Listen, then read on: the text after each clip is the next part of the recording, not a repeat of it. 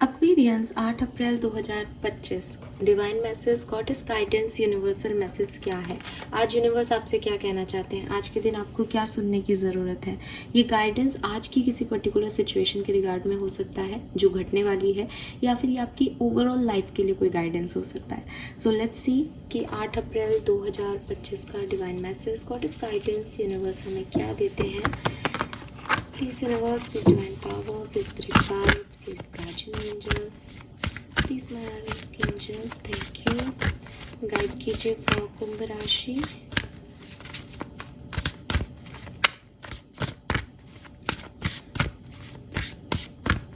Thank you. We have wings and we have protest. आपका shadow card, आपका unconscious subconscious self आपसे क्या कहना चाहता है, क्या समझने की ज़रूरत है।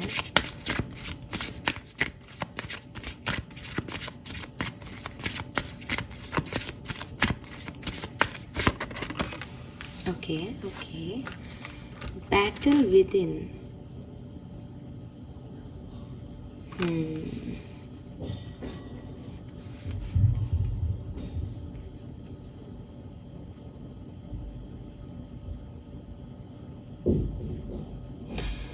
ओके, एक्वेरियंस, आज का जो कलर ऑफ द डे लगता है मुझे, दैट इज़ ऑरेंज कलर, केसरिया, ठीक है। और नंबर की अगर मैं बात करती हूँ तो यहाँ पे भी नंबर 8 है। नंबर 8 आज की डेट का भी नंबर है, और वैसे भी इनफाइनाइट का साइन सिंबल है नंबर 8, तो नंबर 8 तो बहुत सिग्निफिकेंट है। इसके अलावा नंबर 7 की भी ऊर्जा है, नंबर 6 की भी ऊर्जा है,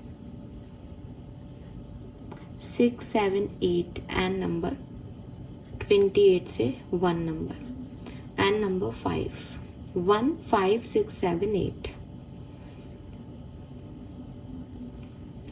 ठीक है। ये नंबर मुझे यहाँ पे दिखते हैं। मैसेज क्या है एक्वेरियंस के लिए आज का? देखिए क्लियरली, अगर आप कार्ड्स को देख रहे हैं तो आपको भी दिखाई दे रहा है कि कुछ लड़ाइयाँ लड़ने को कहा जा रहा है। प्रोटेस्ट इज़ ऑल्सो कि हम किसी चीज़ के लिए बोलें आगे बढ़ के कि हम इसके अगेंस्ट हैं या ये सही नहीं है। एंड बैटल विद इन भी कहीं ना कहीं आपको कुछ वॉर पे जाने के लिए जो है वो रेडी कर रहा है। तो ये दो अलग अलग मैसेज हो सकते हैं अलग अलग लोगों के लिए। बाहरी दुनिया को जीतने के लिए ना, अंदर की दुनिया को जीतना बहुत ज़रूरी होता है। अब ये अंदर की दुनिया बाहर की दुनिया में क्या बात करूँ तो मैं आपको क्लियरली लेके चलती हूँ महाभारत के युद्ध में, ठीक है। महाभारत का युद्ध हो रहा है। अब अर्जुन को एक बैटल लड़ना था जो युद्ध में सामने वाली टीम थी उनसे। वो तो ये कार्ड है कि गलत को गलत करना है, गलत को गलत बताना है, अपनी जो आपके अंदर जो पावर्स है उनको दिखाना है और जीतना है। लेकिन अर्जुन वो युद्ध नहीं लड़ पा रहा था। क्यों? क्योंकि उसके इनर बैटल्स उसको वो अलाउ नहीं कर रहे थे। वो अपने अंदर भी एक जंग लड़ रहा था कि जो खड़े हैं सामने वो मेरे अपने लोग हैं। तो कृष्ण भगवान ने जब वादा किया कि मैं इस युद्ध में शस्त्र नहीं उठाऊंगा, तो उन्होंने बेसिकली कहा कि वो शस्त्र नहीं उठाएंगे एक्सटर्नल एनवायरनमेंट के लिए। लेकिन अर्जुन के अंदर जो चल रहा था उस बैटल को ख़त्म करने की जिम्मेदारी श्री कृष्ण ने अपने हाथों में ली, क्योंकि वो जानते थे कि बाहरी दुनिया में अर्जुन को किसी की ज़रूरत नहीं है, वो जीत जाएगा। लेकिन अगर ये अंदर से अंदरूनी चीज़ों से हार गया तो ये लड़ ही नहीं पाएगा, फिर तो मुझे ही कुछ करना पड़ेगा। तो जो मुझे करना है वो क्या कि इसके इंटरनल जो प्रॉब्लम्स चल रहे हैं, कॉन्फ्लिक्ट्स हैं, उनसे इसको लड़ना सिखाऊं। तो मैं भी आपके लिए आज वही काम कर रही हूँ कि तकलीफ़ें तो आपके एक्सटर्नल एनवायरनमेंट में भी है और तकलीफ़ें आपके इंटरनल एनवायरनमेंट में भी है। लेकिन अगर आप सोचते हो कि मैम यहाँ पे भी प्रॉब्लम, वहाँ पे भी प्रॉब्लम, मैं क्या करूँ, तो आप सिर्फ अपने इंटरनल कॉन्फ्लिक्ट्स पे काम कर लो, आपके ये बैटल्स अपने आप रिलीज हो जाएंगे। बिकॉज आपके अंदर वो चीज़ है, अर्जुन में वो पावर है, इसीलिए यूनिवर्स ने उसको वहाँ पे ला करके महाभारत के युद्ध में खड़ा कर दिया था। वही जिता सकता था, वही कर सकता था, उसको ये सारा ट्रेंड भी यूनिवर्स ने पहले ही करवाया। तो आप भी एक्सपीरियंस के थ्रू, अपनी लाइफ के थ्रू बहुत ट्रेंड किए जा चुके हो। लेकिन अब प्रॉब्लम ये है कि यहाँ पे जब एक्शन लेने की बारी आ रही है, जब दिखाने की बारी आती है कि मैं क्या हूँ या मेरे अंदर क्या पावर्स है, तब एक्वेरियस एकदम दुपक के बैठे रहते हैं, इधर उधर देखते रहते हैं, मैं क्या करूँ, मैं करूँ नहीं करूँ, ये कहीं ऐसा ना हो जाए, ये कहीं वैसा ना हो जाए। एक डर सी आ जाता है उनके मन में। और ये क्यों डर आ रहा है? बिकॉज ऑफ आपके इनर कॉन्फ्लिक्ट, क्योंकि आपका सबकॉन्शियस माइंड ही क्लियर नहीं है, आपकी अंदरूनी चीज़ें ही जो है वो आपकी पावर में नहीं है। तो आप बाहर से पावरफुल कैसे दिखेंगे और कैसे स्टैंड लेंगे? तो और अगर मैं महाभारत से हट के आपको एक आज की परिस्थिति का एग्जाम्पल दूँ, तो एग्जाम्पल क्या है आपका कि फॉर एग्जाम्पल कि आपका एक रिलेशनशिप चल रहा है, ठीक है। अब आप उस रिलेशनशिप में बिल्कुल खुश नहीं हो, आपके mother in law, father in law आपको डिस्टर्ब कर रहे हैं। मैं सिर्फ एक एग्जांपल देके आपको उस सिचुएशन के बारे में बताना चाहती हूँ जो मुझे यहाँ दिख रही है। आपकी सिचुएशन कुछ भी हो, बट आप समझने की कोशिश करो कि वो दो चीज़ें क्या हैं, एक्सटर्नल क्या है और इंटरनल क्या है। तो एक्सटर्नल सिचुएशन में आपके जो इन लॉज हैं वो आपको डिस्टर्ब कर रहे हैं, आप वहाँ पे बिल्कुल सुख चैन से नहीं हो, आपके हस्बैंड भी आपके साथ अब्यूसिव है, और जो है आपकी नहीं कहती, किसी फीमेल के साथ जो है वो अब्यूसिव है। तो वहाँ पे ये तो एक एक्सटर्नल एनवायरनमेंट हो गया कि इस फीमेल को ज़रूरत है कि वो अपने लिए स्टैंड ले। वो फीमेल पावरफुल भी है, एक टाइम पे वो बहुत कॉन्फिडेंट लड़की रही है अपनी लाइफ में, लेकिन आज वो इस सब के अगेंस्ट कुछ नहीं बोल रही। क्यों नहीं बोल रही? क्योंकि उसको लग रहा है कि उसके जो पहले जब पास्ट में थी तो उसकी फैमिली उसके सपोर्ट में थी, आज उसके पास उसका परिवार नहीं है, या मान लो फैमिली में कोई मम्मी पापा की अब तबीयत खराब रहती है, तो वो वैसी पावरफुल निकल के ही नहीं आ रही, बिकॉज ऑफ कि उसके मन में ये चीज़ है कि पहले के टाइम में पापा मम्मी मेरा ध्यान रख लेते थे, लेकिन अगर आज मैंने कुछ भी किया तो सोसाइटी प्रॉब्लम क्रिएट कर देगी और फिर मेरे मम्मी पापा अकेले क्या कर पाएंगे। तो उसने वो डर, उसको उस चीज़ से डर नहीं लग रहा, वो चाहे तो अभी बोल सकती है, वो चाहे तो जवाब दे सकती है, लेकिन उसके इंटरनल कॉन्फ्लिक्ट्स की वजह से वो बाहर भी नहीं दिखाई दे रही जो वो एक्चुअल में है। और ये चीज़ उसको कितना परेशान कर रही होगी कि वो इमोशनली भी लॉस में है, वो मेंटली भी एक तरीके से पूरी तरीके से ख़त्म हो चुकी है, और फिजिकली अब्यूज़ तो हो सही रही है। तो एक्सटर्नल इंटरनल हर जगह से ऐसी परेशान। आपको क्या लगता है, अगर आप ऐसी किसी फीमेल को देखें तो आप उसको क्या सजेस्ट करेंगे? कि डरना बंद करो, यही कहोगे ना कि स्टैंड लो अपने लिए, होगा जो देखा जाएगा। और होगा जो देखा जाए में क्या देखना है? वही इंटरनल कॉन्फ्लिक्ट की डर कि कुछ नहीं होगा, तुम यहाँ से निकलो, तुम बना लेना, तुम कर पाओगी। तो वही मैं आपको कह रही हूँ कि आपकी सिचुएशन चाहे ये ऐसी सिचुएशन नहीं हो, लेकिन फिर भी आप अपने इंटरनल कॉन्फ्लिक्ट, आपके एक्सपीरियंसेस, आपकी कुछ सोच, थॉट प्रोसेस, उसके चक्कर में ना बाहर की दुनिया के थपेड़े सह रहे हो, लोगों को बता रहे हो कि हाँ मुझे थप्पड़ मार लो, मैं कुछ नहीं कहूँगी। क्यों? क्यों नहीं कहोगे? गलत को गलत क्यों नहीं कहोगे? क्यों सहोगे आप? अगर आपने आज चेंज नहीं लाया तो ये चेंज कभी नहीं आएगा। एक बार किसी को ये पता चल जाए कि सामने वाला मूक है, वो नहीं बोलेगा, वो तो सह रहा है, उसको धोखा देना आसान है, तो लोग धोखा देते जाते हैं। एक्वेरियंस, आप कलयुग में जी रहे हैं, सतयुग नहीं है ये, ठीक है। सो वही चीज़ है कि यहाँ रावण नहीं है कि वो सीता को ले जाएगा लेकिन फिर भी उसकी परमिशन का इंतज़ार करेगा। यहाँ तो बहुत ही अजीबोगरीब कलयुग के राक्षस हैं, जो अगर आप उन्होंने ये दिखा दिया आपने उनको कि भाई मैं तो बहुत ही इंटरनल कॉन्फ्लिक्ट में हूँ, मुझे तो कुछ समझ ही नहीं आ रहा दुनिया में क्या चल रहा है, मैं कुछ नहीं कर पा रही, आई एम वेरी हेल्पलेस, तो वो आपको हेल्पलेस बनाने में और नमक मिर्च पानी सब लगा देंगे और फिर आप कुछ भी नहीं कर पाओगे। अभी टाइम है, अपने आप को बदलो, सिचुएशन को बदलो, कर सकते हो आप, ठीक है। सो ये मैसेज जो है वो यहाँ पे आ रहा है कि कभी कभी बाहर की लड़ाइयाँ जीतने के लिए अंदर की लड़ाइयाँ जीतनी पड़ती है, तो वो अंदर की लड़ाई जीतो। अपने आप बाहर तो जीते हुए हो। जिस दिन वो कॉन्फिडेंस आ गया ना, उस दिन तो किसी की हिम्मत नहीं है आपके अगेंस्ट बोलने की।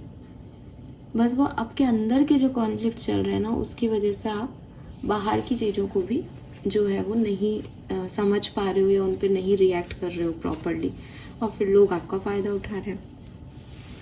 अब यहाँ पे नेक्स्ट कार्ड जो है that is wings. You never needed those wings to fly. और देन बैटल विद इन।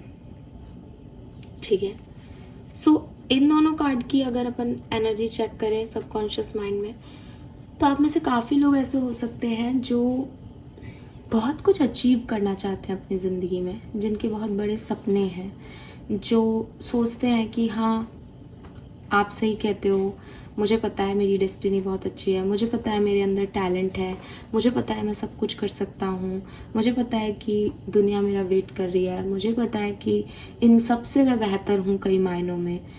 लेकिन आप अच्छे समय का इंतज़ार कर रहे हो, सही समय का इंतज़ार कर रहे हो। आपको लगता है कि मैं ये काम करूँगा, लेकिन एक बार मेरा टाइम आने दो। आपको लगता है मेरे को इससे बात करनी है, मैं इससे बात करूँगा, लेकिन एक मिनट मेरा टाइम आने दो, अभी मेरा टाइम ख़राब चल रहा है ना, टाइम आने दो, फिर बताता हूँ मैं इन सबको, फिर मैं बात करूँगा अपनी गर्लफ्रेंड से, फिर मैं शादी करूँगा, फिर मैं ये कर लूँगा, फिर मैं वो कर लूँगा। अब आपको भी पता है कि आप टैलेंटेड हो, आपको पता है कि आप में हवा में उड़ने की ताकतें हैं, आप विंग्स फैलाओगे और उड़ जाओगे। तो आप किसका इंतज़ार कर रहे हो? कौन से अच्छे टाइम का इंतज़ार कर रहे हो? पक्षी उड़ने से पहले कौन सा टाइम देखते हैं? क्योंकि उनको उड़ना आता है तो वो उड़ते हैं। अगर आज आपको उड़ना आता, इंसान उड़ सकते, तो आप टाइमिंग थोड़ी देखते, आप उड़ते, रोज उड़ते। तो आप कौन से अच्छे टाइम का वेट कर रहे हो? यूनिवर्स आपको ये कह रहे हैं। और अब अगेन बैटल विद इन का मीनिंग यहाँ पे ये हो सकता है कि आप में से काफ़ी लोगों के अंदर उड़ने का डर है। ठीक है, जितना कॉन्फिडेंस आप खुद को बताते हो, मैं तो ये कर सकता हूँ, मैं तो वो कर सकता हूँ, मैं तो ऐसा हूँ, मैं तो वैसा हूँ, उतना ही अंदर से आप एक वीक इंसान हो चुके हो। और ये वीक इंसान क्यों हो? कि अगर मैं नहीं उड़ पाया तो दुनिया क्या कहेगी।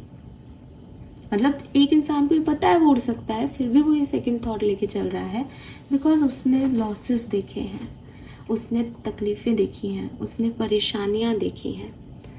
तो उसको लगता है जैसे उसको हर चीज़ बड़ी मुश्किल से मिलेगी, उसके लिए हर चीज़ थोड़ी सी परेशानियां लेकर के आएंगी, क्योंकि उसने पास में शायद यही देखा है कि मेरी कोई भी चीज़ स्मूथ नहीं हुई लाइफ में, मेरी शादी भी स्मूथ नहीं हुई, या मेरी डिवोर्स भी हो गया, मेरी प्रॉब्लम्स रही मैरिज में, या मेरे रिलेशनशिप पहले भी वर्क नहीं किए, या मैं एजुकेशन में भी बहुत अच्छा नहीं हूँ कि मुझे नौकरी अच्छी मिले।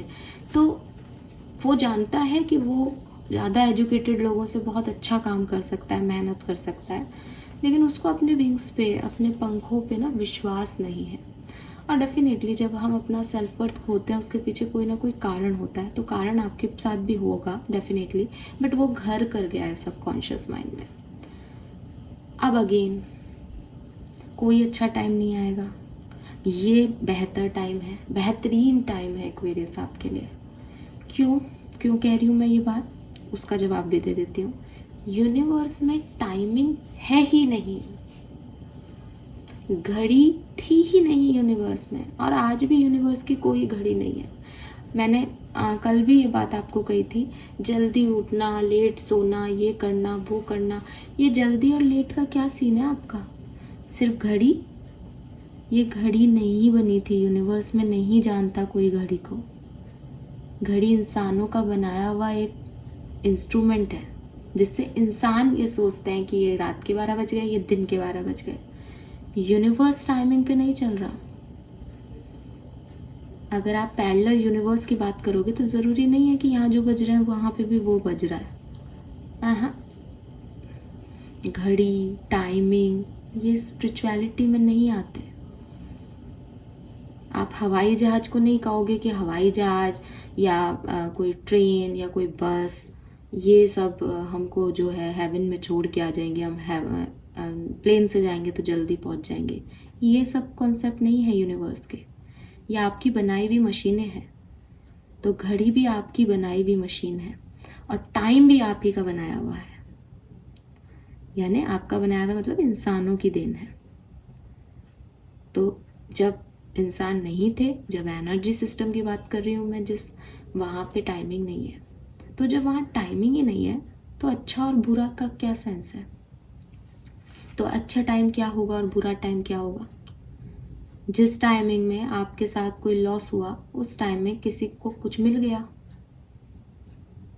अगर किसी का डेथ भी हुआ तो डेथ के बाद किसी को रीबर्थ मिल गया, किसी को हेवन मिल गया, किसी को एंजल मिल गया। तो जिस टाइम पे किसी एक इंसान के साथ कुछ बुरा हुआ वहाँ पे किसी और को कुछ मिल गया। अगर थर्ड पार्टी के लिए आपके पर्सन ने आपको छोड़ा तो थर्ड पार्टी को आपके पर्सन मिल गए। तो बुरा टाइम क्या है?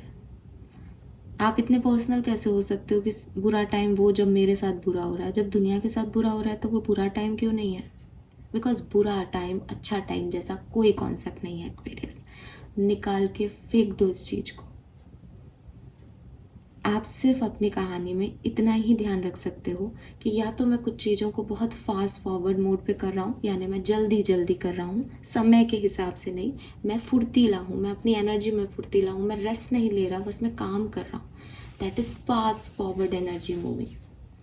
लेकिन अगर मैं एन्जॉय कर रहा हूँ, रेस्ट भी ले रहा हूँ, थोड़ा बहुत काम भी कर रहा हूँ, दैट मैं स्लो मूविंग एनर्जी में जा रहा हूँ। लेकिन मैं टाइमिंग के हिसाब से नहीं जा रहा हूँ, क्योंकि टाइमिंग तो मेरे बनाए हुए है, मेरा बिलीफ सिस्टम है। और मेरा बिलीफ सिस्टम वहाँ का बिलीफ सिस्टम अलग अलग है। यूनिवर्स का वो मेरी तरह से नहीं चल रही, उसके लिए सिर्फ अकेला मैं नहीं आया हूँ, दुनिया में बहुत सारे लोग आए हैं। तो ये अच्छे टाइम को इंतज़ार में अपना समय बर्बाद कर रहे हो जो, ये छोड़ दो। होपफुली कि आपको ये कॉन्सेप्ट समझ में आया होगा। और अगेन, पंख आपके हैं, आप कभी भी उड़ सकते हो। पंख आपके हैं, आपको उनकी पावर को जस्ट पता करना है कि हाँ मेरे पास पंख है। तो जिन पंखों की आप सोच रहे हो कि वो आएंगे, पंख लगेंगे, ये होगा, आपको उनकी ज़रूरत कभी महसूस ही नहीं होगी। बिकॉज यू आर कैपेबल यार।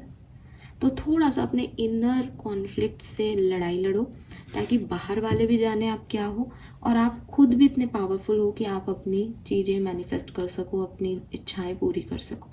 यहाँ किसी का रोल नहीं है, ना किसी दूसरे विंग का, ना किसी दूसरे पर्सन का। यहाँ सिर्फ आपके अपने डर हैं जो आपको रोक रहे हैं।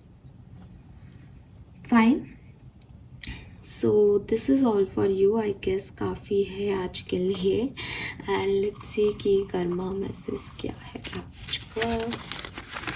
Visit some divine place. तो यस हो सकता है, क्योंकि आप एक कॉन्फ्लिक्ट से गुजर रहे हो। अगर माना जाता है ये बहुत ज़्यादा कि अगर एक इंसान मेंटली बहुत पॉजिटिव एनर्जी में नहीं होता तो वो अपनी एनर्जीज़ को ड्रेन बहुत जल्दी कर देता है। वो एक लो एनर्जी स्पेस में चला जाता है, और फिर वो लो एनर्जी स्पेस उसको और डराती रहती है, क्योंकि हायर वाइब्रेशन उसे मिल ही नहीं पा रहे।